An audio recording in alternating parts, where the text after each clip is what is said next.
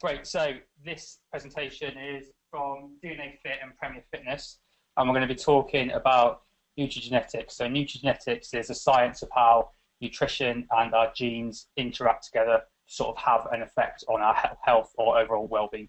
So this is the second presentation or webinar I've done for Premier and DNAfit. The first one was a few weeks ago, and if you missed that, it might be a good idea to sort of go back and watch that and listen to that, because we covered kind of generally some health and diet-based stuff, but also some fitness-based stuff, which is the second kind of scheme or stream for DNAfit. But today we'll focus just on nutrigenetics.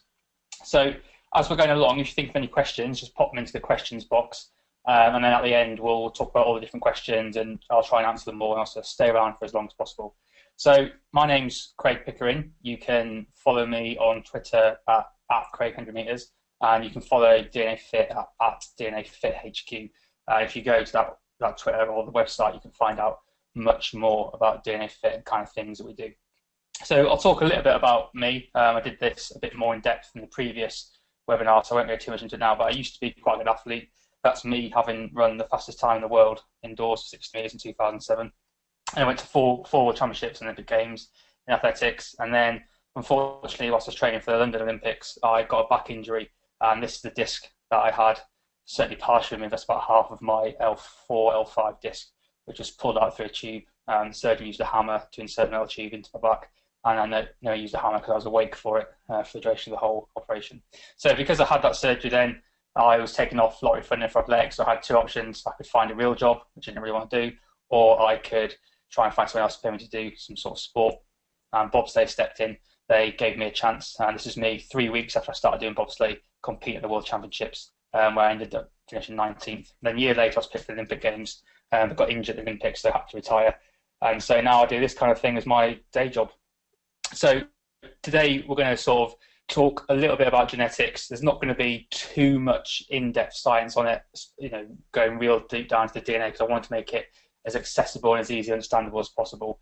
We'll talk a little bit about the need for nutrigenetics. We'll have an example of nutrigenetics in action and how our genes can have an effect on the type of macronutrient we need, and also then with micronutrients and different intolerances, especially lactose intolerance and celiac disease. So as I mentioned, we need to understand what DNA is a little bit. So we've all got 46 chromosomes. They exist in pairs, so we have 23 pairs of chromosomes.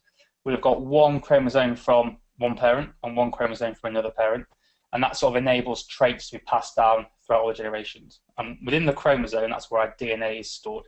And DNA codes for different proteins, and these proteins have all sorts of different effects. So it might be, for example, structural, so it creates skin and bones and that kind of thing, or it might have some sort of issue with making your immune system healthier or working properly, and it creates enzymes, so these enzymes work properly. So it creates proteins, and obviously proteins, the building block of a protein is an amino acid. So the different amino acids will make up a certain protein, and amino acids are formed from four different bases, four different nucleotide bases, and these nucleotide bases is what we're most interested in.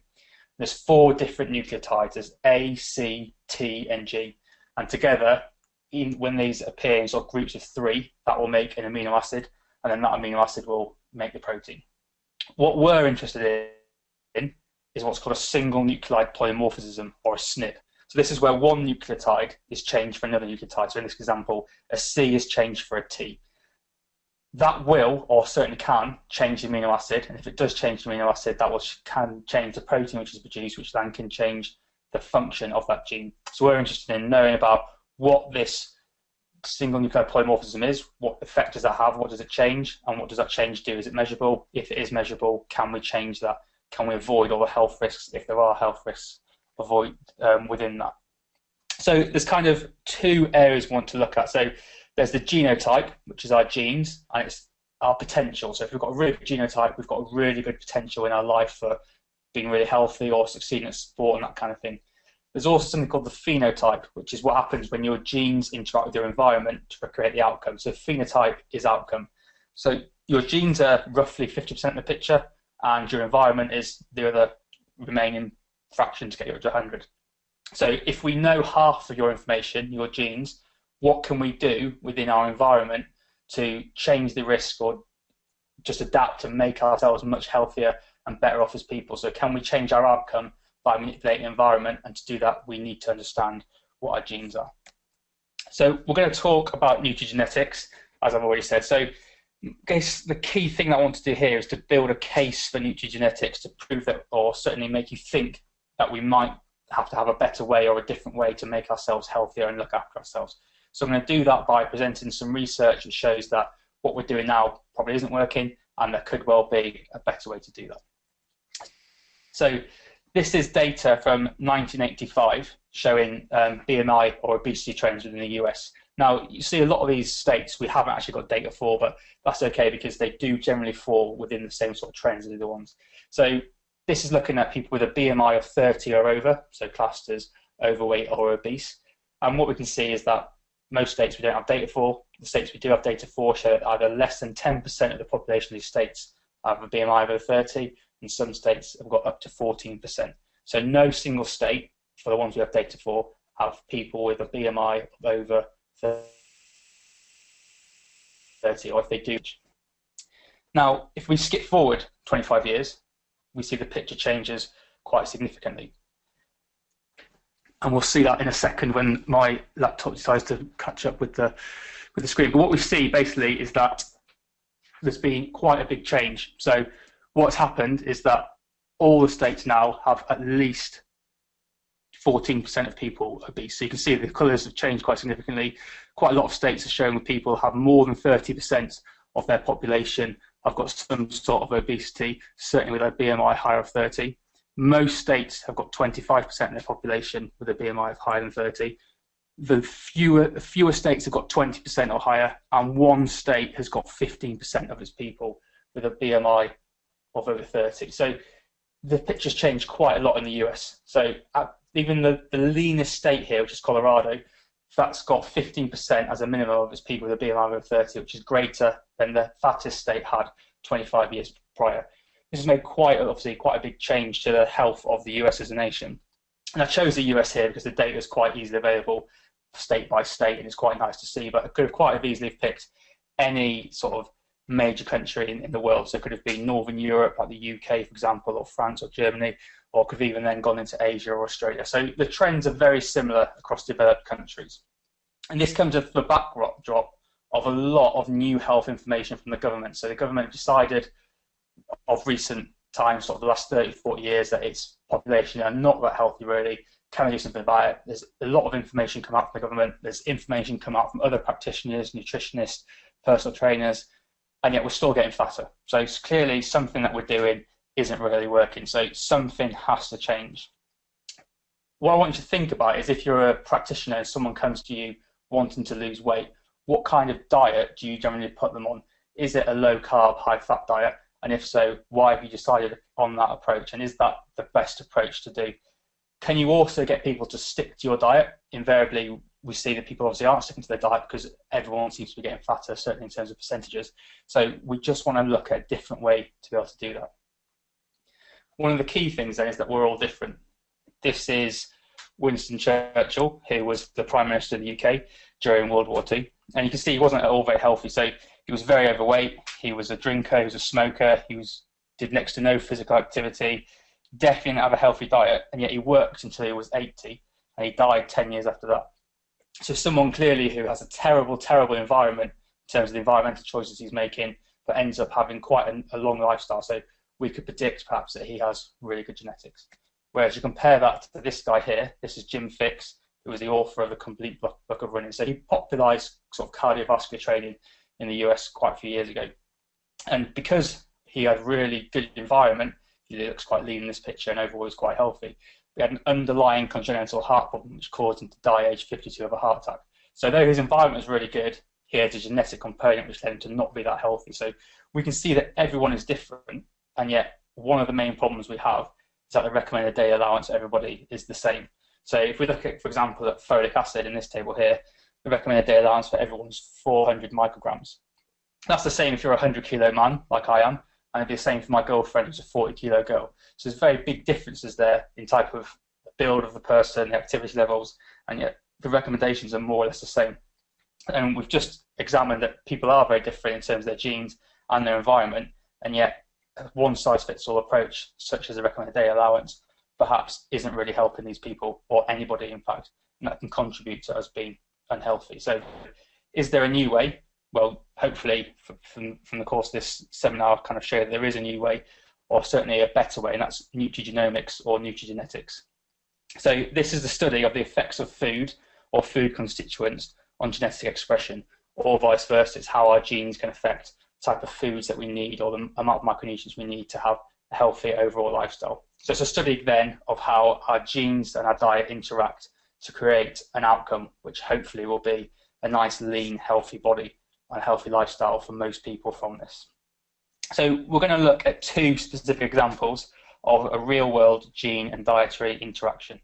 So this is people in the same environment from the UK, but with very different genes. So it's an obesity chart for females in the UK in 2004. So again, they're all in a very broadly similar environment, the UK. Obviously, there's different cultural norms within each subset of group, but overall, it's a very broadly the same environment. And yet we can see from a genetic point of view, there's quite strong differences. So, for example, if you look at the far right, we see that roughly sort of 35% of the female population in the UK have a BMI of over 30. And if we look at smaller groups within that, we see that's not quite the same across the board. So in Chinese population, for example, living in the UK, only about 8% of them have a BMI of over 30. Compare that to Black Africans, for example, about 38% of them are more likely to have a BMI of over 30. So different groups, which will be genetically very similar, have a very different effect of the same environment on their outcome, of how healthy they are. So that's something really important to consider. A second thing to consider then is how, if the genes stay the same but the environment changes, what effect does this have? So this is a study on Japanese migrants. So it studied people in Japan, and then what happened when the Japanese couple moved to America and had children. So the children were obviously still Japanese because both their parents were Japanese, so the genes were the same as if they'd stayed in Japan, but the environment was very, very different. And what we saw was that the prevalence of metabolic syndrome almost doubled. So if people stayed in Japan, it was about 19%. If they moved to the US, it's about 34%. And then the longer these people stayed in the US, further down generations, their risk of metabolic syndrome went up and up and up. Now, it'd be tempting to say that this was because of energy intake, but actually this study controlled for that, and the energy intake was more or less the same. What was different was the amount of carbohydrates these people were consuming. So they were consuming much more refined carbohydrates, and overall that contributed to a much larger risk factor for developing type 2 diabetes or metabolic syndrome and diseases of lifestyle. So again, this is just an example of how our environment can really impact on how healthy we are, even if our genes stay the same. The previous example was looking at if our environment's the same, what effect can our genes have? So we see that one is not more important than the other. They're both equally important, but if you can measure your genes, that can have a really good output or outcome for making a difference there. We're going to look at some specific examples now. So we're going to look at how sort of our genes and our diet can interact with regards to macronutrients. So we'll look at a few key genes from the DNAfit reports. In the last seminar, I spoke about the FTO gene, which is one of the key genes in this regard, but I'm going to not talk about the FTO gene this time, so I don't want to repeat myself. So I'm going to look at two other genes. One of these genes is APOA2, and this affects how well you can tolerate saturated fat. So this study here looked at 3,500 subjects from 3 different populations. So it wasn't just in white people or Asian people, that kind of thing. They split the populations around, so it's very applicable to the general public. And they measured people's BMI, their nutritional intake, and their genes to see what effect this different nutritional intake would have on their overall outcome. And what they found is there's 3 different types of the APOA2 gene that you can have. You can have the TT version, you can have the CC version, or you can have one of each, which is the TC version, so you'll be somewhere in the middle. And they found that if people had less than 22 grams of saturated fat a day, both groups' BMI was quite low, and in fact the CC group's BMI was a little bit lower than the other 2 groups. However, if they then had more than 22 grams of saturated fat per day, the CC group became significantly more likely to have a high BMI, whereas you can see it doesn't really affect the TT or TC people quite as much. And the researchers found that 22 grams a day was a crossover point of where this change happened, so they plotted that on a regression curve.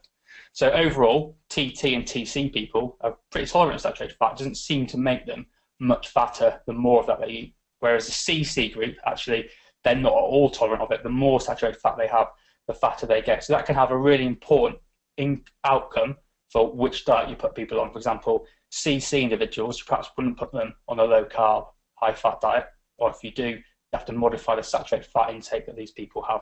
So it gets to start to get a little bit more important. And something to note is that 22 grams of saturated fat a day is roughly 10% of your total calories if you're on a 2,000 calorie a day diet. So quite useful information. In our report, we obviously look at this gene and provide some recommendations based on how much saturated fat you should have in your diet as a result of this.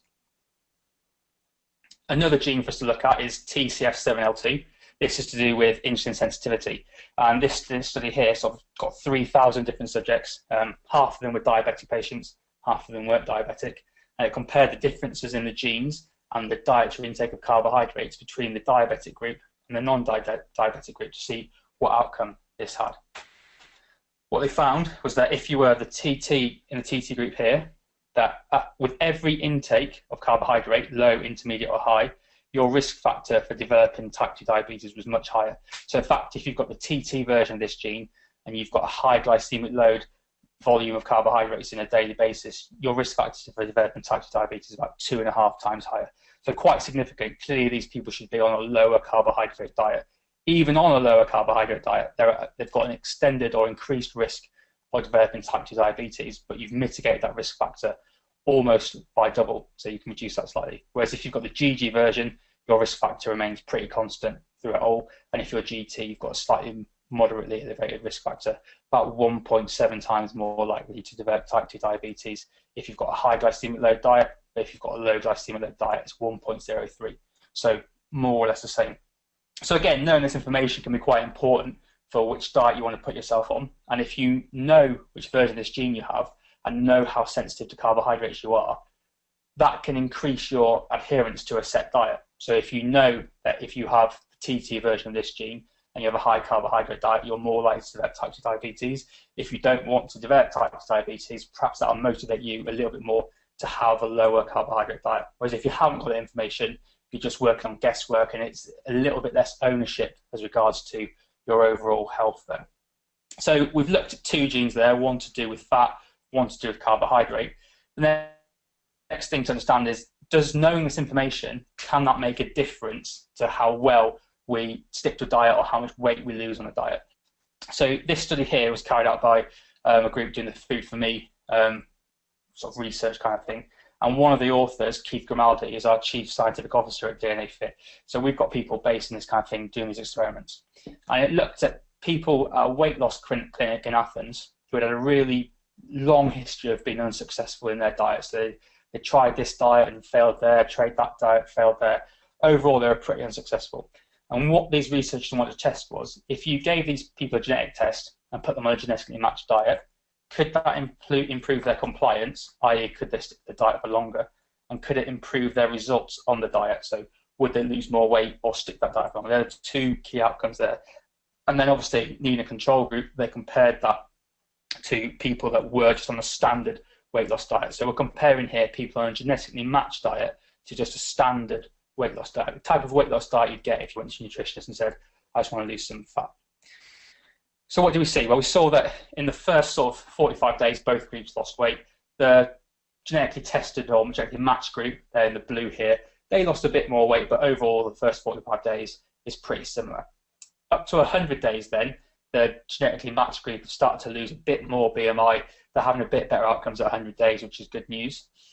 We then look and extend our period from between 100 and 300 days. Again, we see the genetically matched diet group have maintained this weight loss at more or less 9% of their BMI, whereas the genetically mismatched group, or the standard group here, they've started to put on weight a bit more. So their bar's got a bit lower, so they've put on a bit of weight. And then the key thing is that after 300 days of follow-up, the genetically matched group had still lost weight. So, up to about a year's worth of time here, they've lost about 5% of their BMI over this year. So that's a really good outcome. Whereas the people who are just on a standard weight loss diet, they've rebounded and they've actually gained 2% of their BMI over time. So we can see that if you're on a genetically matched diet, you can stick that diet much better. We don't really know why, but probably because you buy into it a bit more, and it's a bit easy for you to stick to that, and you actually have better outcomes. That makes sense that you have better outcomes in terms of weight loss, because if you're sticking to it for longer, then that's going to be effective. And if you're eating the types of food which are matched to your genes and how well they work with different nutrients, that's obviously also really, really important. So overall, a genetically matched diet can increase outcomes really well. And that's useful for you when you're working with clients, because they get weight loss, and then that makes you look better, and you'll get repeat business, and they'll tell their friends and family about how effective your weight loss program was for them. And so hopefully you'll get more business overall. The key findings from this kind of thing are that people respond very differently to the same macronutrient. So what's healthy for one person is unhealthy for another. A one-size-fits-all diet, i.e. low carb, high fat, is actually going to be less healthy for some people, or actually harmful for some people, whereas for other people, they will lose a lot of weight on that, and that'll be really good. Another thing to remember is that understanding specific genotypes can make a diet more successful. That's what that last study showed, that if we understood what type of genes you had, we could change the type of diet you should go on to hopefully give you a much better outcome. And that a genotype matched diet increases adherence, probably because the people can buy into it much, much more. So the key thing is that optimal health is important to understand your genes, and once you understand your genes, know how to manipulate your environment to give yourself that optimal health. That's what's really important. So we've looked at macronutrients there, and how does knowing that information enable us to make better choices. The second thing we're going to look at now is how our genes can affect our micronutrient needs, and also some intolerances. And again, there's loads of examples of this, but I've had to pick out a few because we're obviously time limited. A few that we test in our report, but there's a whole wide range of these. And if you go to the DNAfit website, you'll be able to see the wide range of things that we test for. So one of the things we test for is celiac disease risk. So celiac disease is an autoimmune condition that affects the small intestine, and it specifically affects the microvilli of the small intestine. So on the left here, we've got the normal microvilli, it's a long finger-like structure in the small intestine. That's what that shows there. And that's really important, because as the food passes over these substances, they increase the surface area for digestion to occur, and they actually allow you to absorb more vitamins and minerals and micronutrients and that kind of thing. If you've got celiac disease and you have foods containing gluten, you can get microvilli atrophy, where they kind of blunt down and wear down. That's what we see on the right here. That's obviously not good, because you lose a surface area, which enables you to digest these nutrients or absorb these nutrients. So long term, you can end up with malnutrition, that kind of thing. So if we can enable people to see their risk of having this or developing this kind of disease and illness, that could be quite important. Now, what we know is that there's two genes strongly linked to celiac disease. They're HLA-DQ2 and HLA-DQ8. The HLA genes, they're responsible for the immune system distinguishing between self and non-self cells. And if you've got one of these, or one or two versions of these genes, your immune system is less likely to be able to do that. And we know that 95% of people that have celiac disease have at least one copy of these genes.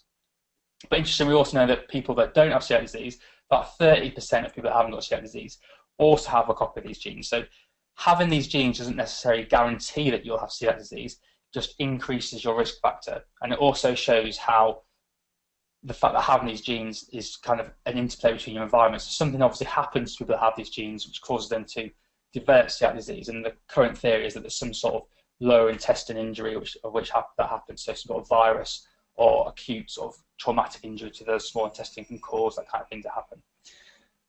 Everyone's risk factor in the UK for developing celiac disease is 1 in 100. And that's true until we test your genes and see which of these genes you have. If you haven't got either of these two genes, then your risk factor to developing celiac disease is 1 in 2,000. So it goes down quite a bit. But if you have got one of these genes, your risk factor becomes 1 in 35. So it goes up quite significantly now. The odds are still quite good in your favour, 34 out of 35. But overall, it's an increased risk. And so knowing that can be quite important, because it can have an effect on what type of food you eat. And a lot of people have silent celiac disease, so they don't really get any overt symptoms, and they might have a few sort of things they notice, but they don't put down to this kind of thing. And if that goes on long term, then they end up with long term on permanent stomach damage, which obviously you want to try and avoid. So being able to test for this and knowing your risk factor early on can really impact the type of things you do in your diet.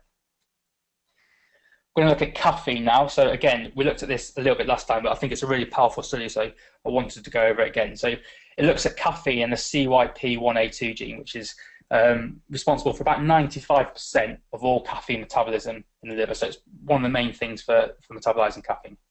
And there's essentially two different versions of this. You can have the AA version, which makes you a fast metabolizer. And then if you've got the CA or CC version, you're a slow metabolizer. And what this study did is it looked at people over a 10-year period at a hospital in Costa Rica. So ended up with about 2,000 people that had a heart attack and 2,000 people that didn't, so a control group. And they found that this kind of relationship existed between how much coffee you had and your risk of having a heart attack. So if you had 1 cup of coffee a day, your risk of having a heart attack was the normal amount, about 1. If you had 2 to 3 cups of coffee a day, that went up a little bit to about 1.1. And if you had 4, it went up a bit more to about 1.3. So the more coffee you had, and therefore the more caffeine you had, the greater your risk of having a heart attack. What the researchers then did was said, well, if we then stratify people into fast metabolizers or slow metabolizers, does this change their heart attack risk? And they saw that with fast metabolizers, it certainly did.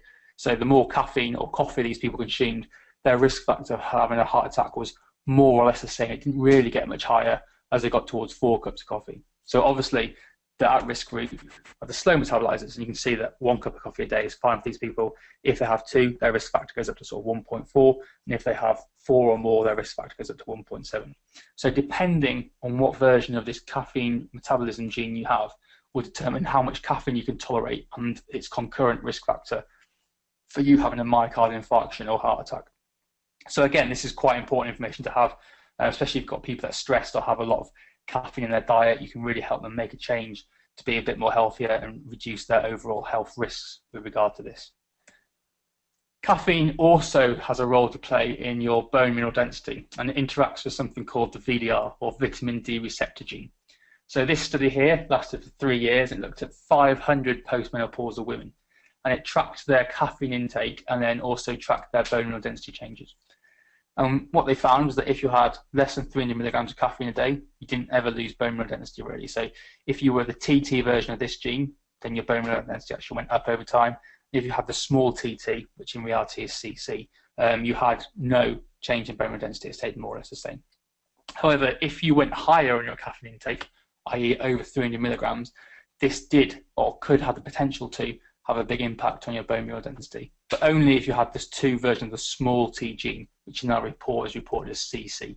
So if you had that version of this gene, you lost about 8% of your bone mineral density over this period of time in the study. So if you have this version of this gene, it's a really important thing to consider to not have more than 300 milligrams of caffeine per day, because it interacts with your vitamin D receptor gene and leads you to lose a lot of bone mineral density, which is a risk factor obviously for osteoporosis. And if you get that osteoporosis or you suffer some sort of hip fracture in old age, then your outcome from leaving hospital is not particularly good there. So we want to try and avoid people being in that situation, and understanding what genotype they have and then modifying their caffeine intake around that can be really effective. The final gene I want to look at is magnesium superoxide dismutase. So this sort of is a mitochondrial antioxidant. And there's 2 versions of this gene. There's the T version or the C version. And the C version is the risk allele. Now, it is risky, but it's present in about half of people. So it's pretty common around there. And it's really interesting is that the C allele, well, what this gene does is it codes for manganese superoxide dismutase, which is kind of does a chemical reaction to get rid of superoxide. And so it breaks it down. And superoxide is really toxic in the cells. And this enzyme breaks that down into something a bit less toxic called hydrogen peroxide, and also oxygen as a waste product. So if this gene works really, really well, you get a really good breakdown of superoxide, which is good or sounds good, but you get a big increase in this toxic byproduct, hydrogen peroxide. And if your body hasn't got the antioxidants or the micronutrients available to itself to break down this hydrogen peroxide, then you end up with more DNA damage. So if you've got the C version of this gene, this version of the gene works really well for you, but because you break down superoxide really quickly, you get such a big increase in this toxic byproduct, that's negative. And we can see that from this study here. If you look at the total prostate cancer risk, this is people with the sort of TT or TC version of this gene. The more antioxidants they have, their risk factor of developing total prostate cancer stays more or less the same. Whereas if you look at people with the CC version, the more antioxidants they have, their risk factor significantly drops. So if they're in the lowest group of antioxidant intake, their risk factor for developing total prostate cancer is about 2.5 times higher. than the other people. Whereas if they're in the fourth quartile, i.e. the highest amount of antioxidants throughout the diet, their risk factor drops significantly to about half as much as the other group. And in fact, if we look at the aggressive prostate cancer risk on the other side, on the right, we can see again that people in the in the TT or CT group, they just have a nice linear trend of, if they have more antioxidants, it doesn't really reduce their risk. Whereas people with the risk version of this gene, if they haven't got sufficient antioxidants, their risk factor is quite a lot higher. That's why it's above that line. Whereas if they have much more antioxidants in their diet, it drops below the line quite significantly. So the difference between the lowest quartile of antioxidant intake and the highest quartile of antioxidant intake was roughly a factor of 10. So quite significant for these people. If you've got that version of that gene and you have the high antioxidant intake, then you're very well off. If you've got the low antioxidant intake, then your risk factor to developing these type of diseases is much, much higher, so it can become quite negative. And so that's really all I want to say about genes, really. I've sort of waffled on for 30, 35 minutes about that. I'll just talk to you very briefly about DNAfit. So we've got kind of a range of products, one of which is the nutritional panel, which we've talked about today, and another one's a fitness panel, which I spoke a little bit about last time. And so overall, we're kind of trying to recruit trainers onto our program. So you have to come to our course, and there's one in London on May the 6th and 7th, and you become accredited. And once you're accredited, you can then purchase DNAfit testing kits at cost price, and then redistribute them onto your clients and make up to sort of 100, 120 quid, sell them onto your clients. So it's really quite a nice way for you to make money. And obviously, I personally believe in this product quite a lot. That's why I use it and sort of work for them. But yeah, it can be really useful for your clients to have a good outcome into their type of diet. And so if you go and become accredited, you can log onto our website like this, log your details, and then people that have had a genetic test done through DNAfit, they can log onto the website as well, find you. They can go and find someone in my area who's accredited in this to enable me to interpret the results, find you, track you down, and then obviously pay for your services to help them interpret the results and get a training and or diet program from that. So again, that's kind of all I want to say. If you want more information, you can email me at craig@DNAfit, and I'll always take the time to answer questions or send you more information.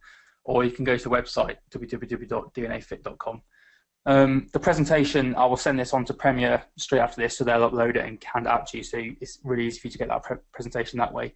And if you email them as well, they'll send you the last presentation. And this is also getting recorded, so it'll be on YouTube for you to sort of catch up, sort of at your convenience, really. So again, like I said, that's all I really want to say.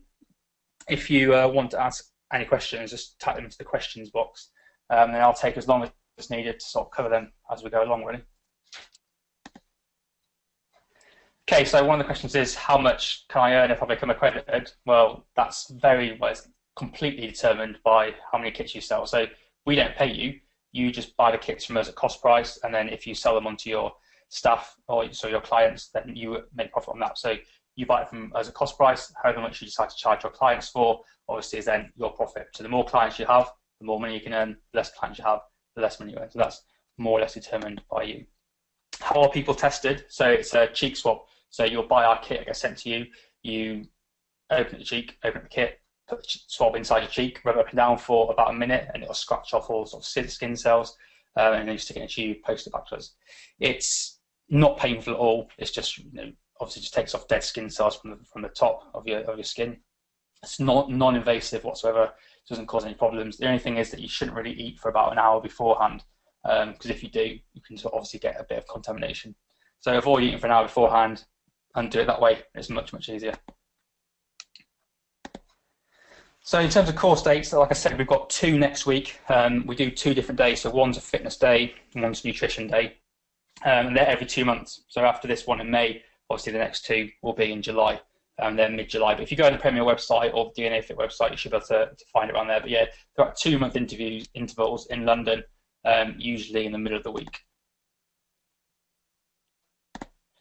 So if someone asks, is it available in India?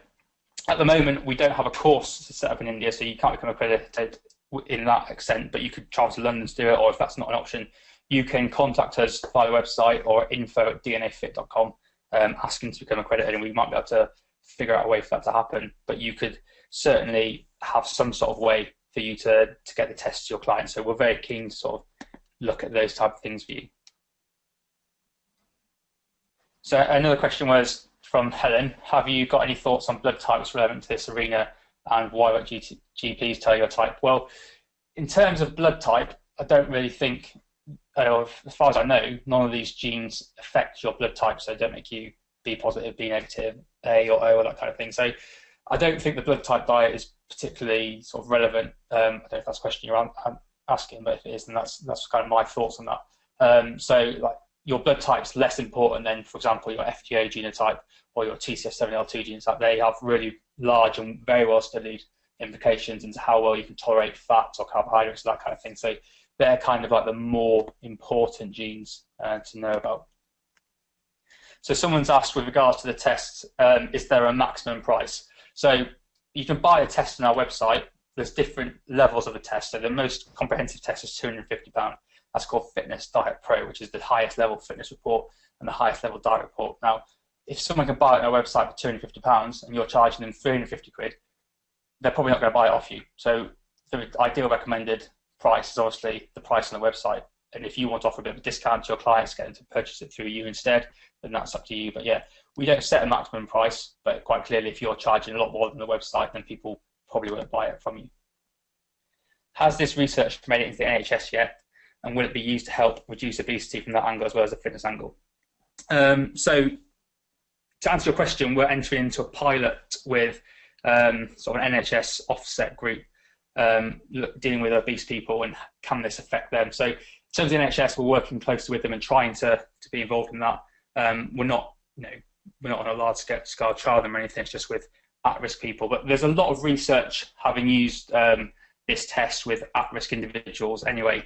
So I sort of showed you one of those studies in the webinar, and there's quite a few other studies looking at how different genes and knowing that gene can have an impact on your sort of diet outcome. So there will be eventually, hopefully, some sort of long-term trials with a major company like the NHS, and hopefully it will reduce obesity. But there's a lot of research going on now looking at different genes and how that can be used to reduce obesity, because obviously the obesity epidemic, although I hate that word, but it's very descriptive, is something we as a nation or people have to sort of really become more on top of, really.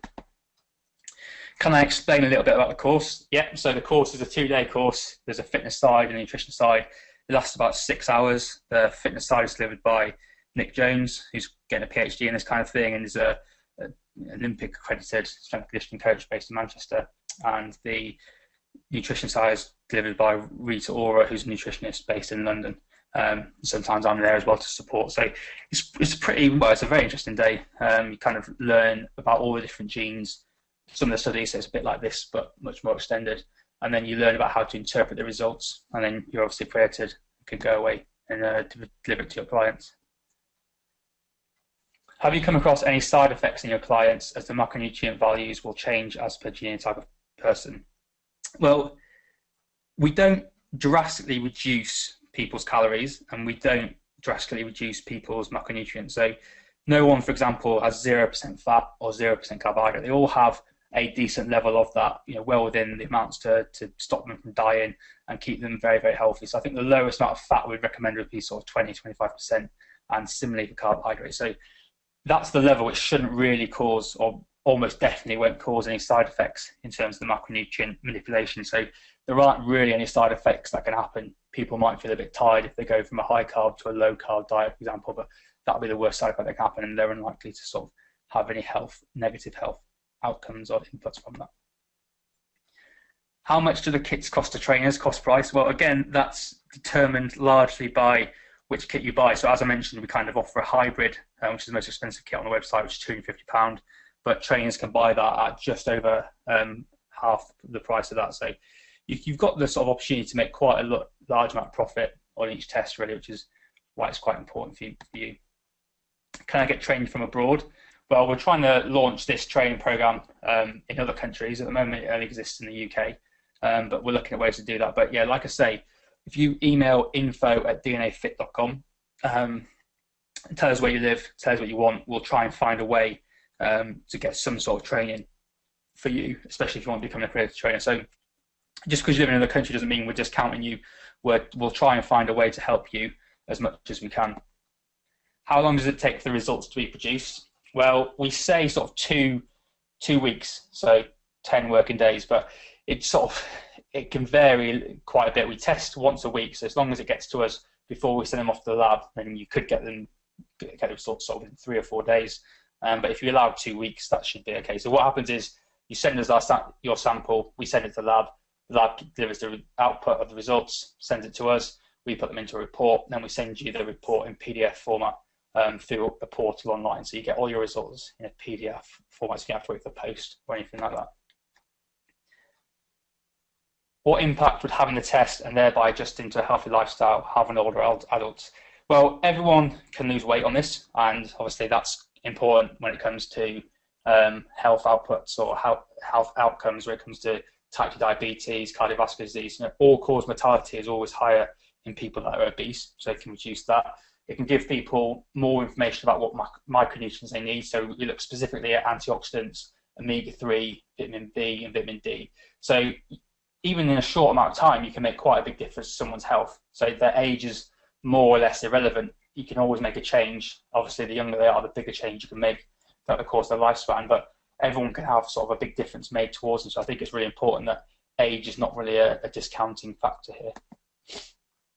Do you have any online courses? No, we don't have an online course as yet. We're trying to build one at the moment, but it's taken us a bit longer than normal. So again, we don't. But if you are interested in a course or getting trained, that kind of thing, again, just email info@dnafit.com and they'll get back to you with a way that we can try and accredit you as much as we can.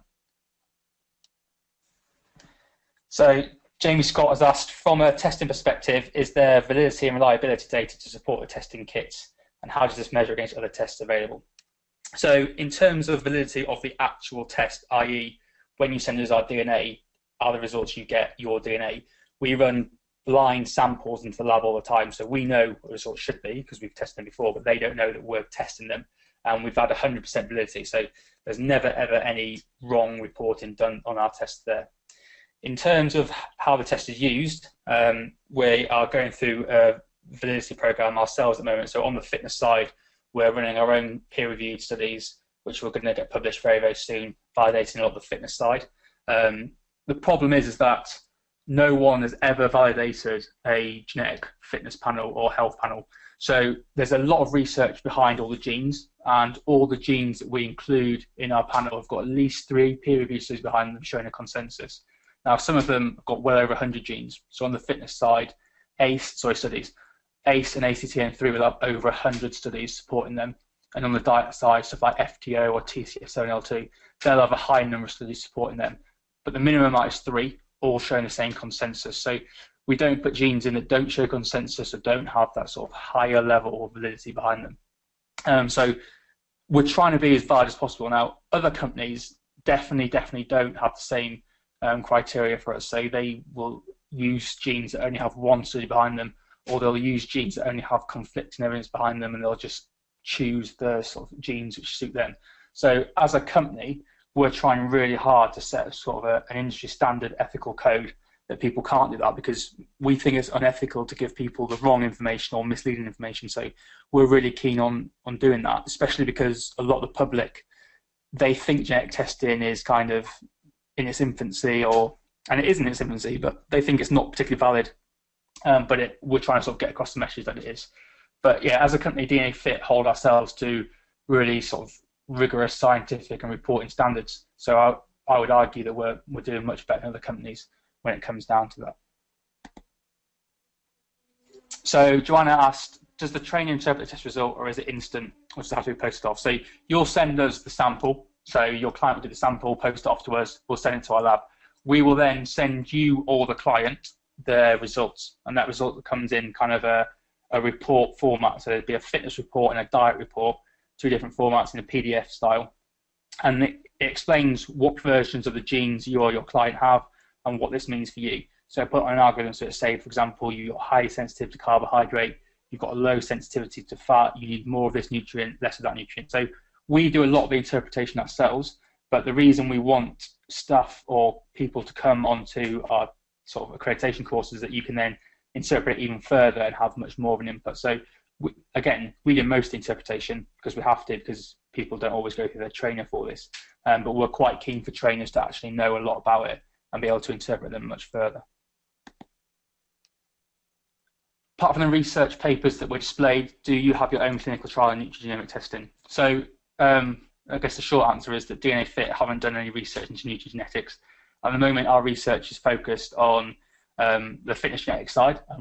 Next month or within the next 2 months, that'll be published in a peer-reviewed journal.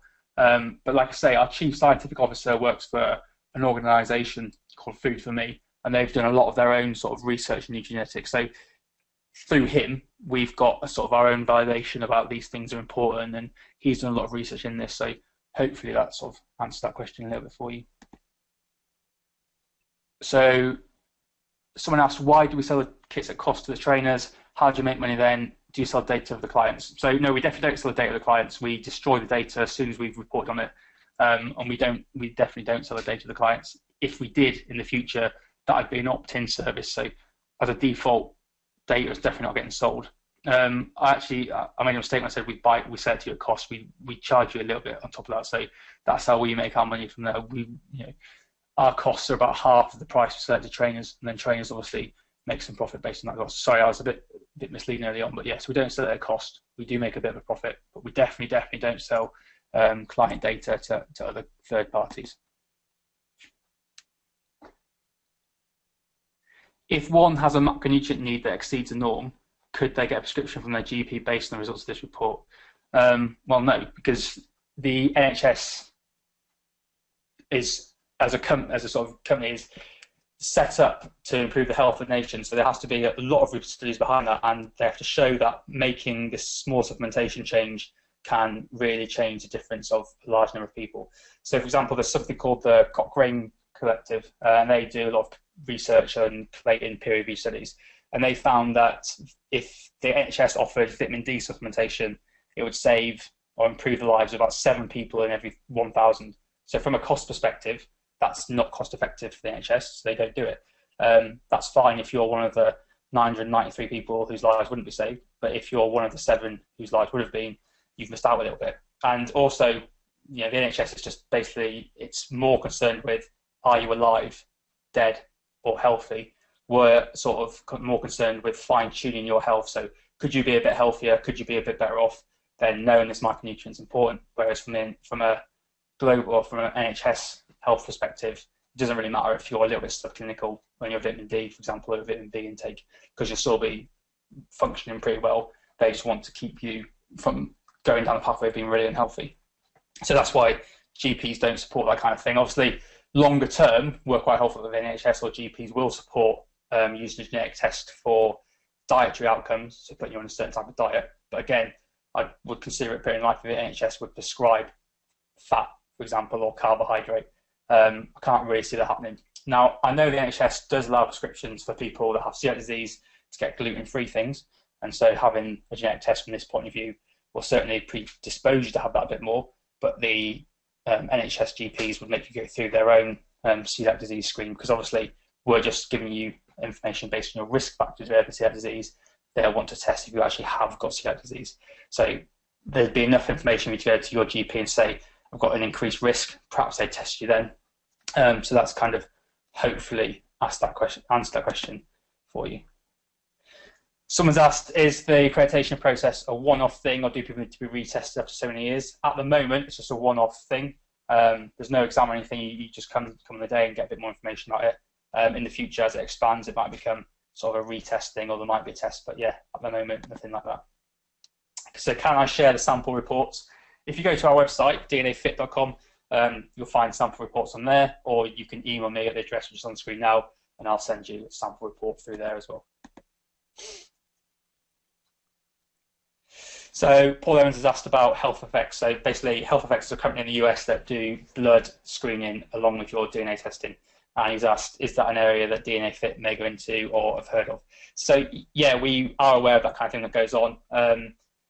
One of our main aims is to make this kind of thing affordable to people. Adding a blood test onto that makes it a bit less affordable. So our key thing at the moment is just focusing on the DNA side of it, the genetic side of it, and giving that information to people. In the future, we certainly haven't ruled out the opportunity to have recurrent blood tests alongside that. So, for example, we could say this person's more at risk of having low vitamin D. If we test their blood, Have they got that? Yes, they need this much supplement after this amount of time.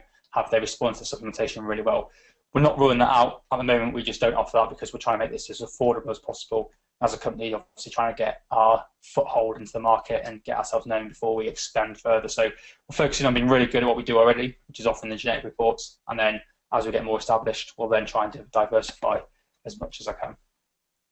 Where can I find testimonials of people losing weight? Well, if you look at the peer-reviewed studies of those studies that I just showed, you'll see that a lot of people did lose weight in a peer-reviewed study, so it was obviously quite effective. But also, we are also running our own testimonials, which we'll publish. But from a validity point of view, why would you trust a testimonial that a company that's selling a product's putting out? Because it's obviously in our best interests to say that it works and people lose weight. The best way to go around that is a peer-reviewed studies, of which I showed you one, and there are many. So the peer-reviewed process shows that genetically matched testing for genetically matched diets, which you're going to get through a genetic test, is really effective for weight loss.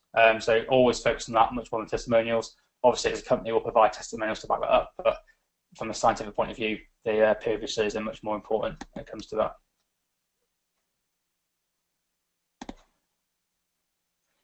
So Tina Mason asked, can it be purely used for weight loss, or can it help with building muscle, for example? So in terms of the research, the funding for the research, generally, funding for research is hard to get anyway, and it's at the moment only available for people doing research in at-risk populations.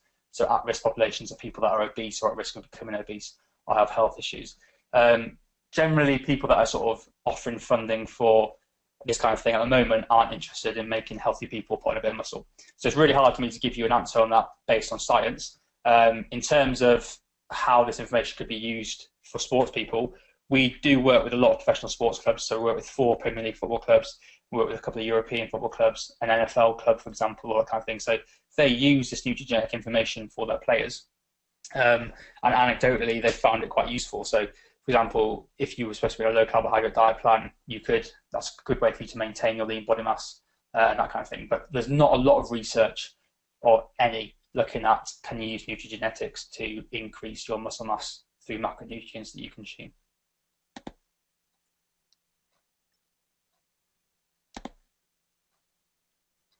So if I enroll for the accreditation course, do I get a free test? You don't get a free test, but you get a very heavily discounted test. I think it's £99, but I don't know for sure. But it's much cheaper than you can get it anywhere else. So again, that's a really good positive for you to enroll into our course. How well known is DNAfit in the general public arena? What marketing and publicity has been done to raise awareness, create interest? It's hard for me to say how well known DNAfit is because I work for DNAfit. So obviously I think they're quite well known because every day I wake up and spend 9 hours working for them. So in terms of my perception of them, they're everywhere. If I was interested in sport, I'd perhaps know about it because we've had articles that we haven't paid for. Articles have just been in sort of Runner's World, men's fitness, men's health, that kind of thing. So the word's getting out there. We're sponsoring some events. So in a few weeks' time, we're sponsoring Sports Nutrition Live, which is in London, and we're sponsoring some CrossFit competitions soon. And again, we've had sort of articles written about us online, which again we haven't paid for. So DNAfit's getting more well known. It's getting out there. Obviously, we want to be the market leader in this, and I think we probably are the market leader in sports genomics. And in terms of the public's knowledge about this kind of thing, we're probably only second to 23andMe. So certainly well known. It's hard for me to answer that question, but yeah, in terms of marketing and publicity, we're doing a lot on that at the moment to try and get our name out there quite a lot more. In which countries is it currently present? Well, obviously, we're a UK-based company, so we're launched here. We've got accredited resellers in countries like Israel, Canada, Spain, Portugal, that kind of thing, New Zealand. So we're looking to launch worldwide. In terms of distribution, we can post to any country in the world. Any country in the world allowed to buy tests from us and send it back to us. So there's no limit really on where you live or what nationality you are to get this test. So we're very keen to expand as much as possible. So Milan's asking, what technology do we use for the DNA test? So it's a good question because I can't quite remember what it's called, but essentially we sort of take a sample, spin it, amplify it, and I think it's called PCR. But if you email me after this, I'll put you in touch with the person that knows much more about it, and they can explain the whole process to you.